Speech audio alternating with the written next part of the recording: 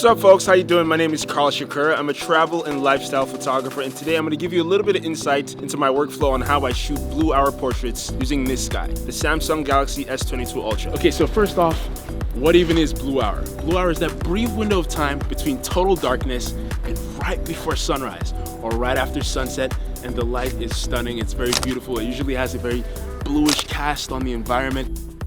I'd suggest planning ahead so you can take advantage of all the light a little easier. Figure out your location beforehand, find out when blue hour starts in your area, and most importantly, get all your gear ready to go. When you're shooting blue hour, because it's so dark, you need a camera with a powerful lens and sensor. The Galaxy S22 Ultra has a 108 megapixel lens with the ability to shoot in RAW.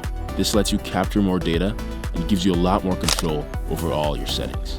Okay, let me show you how I dial in my settings just right. First things first, right into Pro mode, so I can customize all my settings. I preferably like to keep the ISO under 800. See, when you're shooting at such a dark time of day, having your ISO set too high can add a lot of unnecessary noise to your photo, which we don't want. Then I'll adjust the shutter speed accordingly, making sure the scene is properly exposed. Okay, a feature on the phone that I really like is the focus peaking. Sometimes I switch the phone over to manual focus to make sure that photos are tack sharp. Focus peaking lets you see exactly where your focus is. So if you're shooting in low light conditions, you're nailing the focus every single time. Okay, so we've got our settings dialed. Now I can talk about why I'm using the prism and the light panel. The light panel helps to pull the shape out of my subject because it's so dark. Look at that. All of a sudden, no light, red light. No light, red light. It looks sick.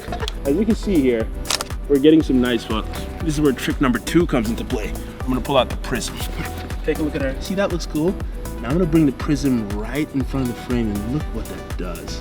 Just absolutely makes it magical, like dazzles it.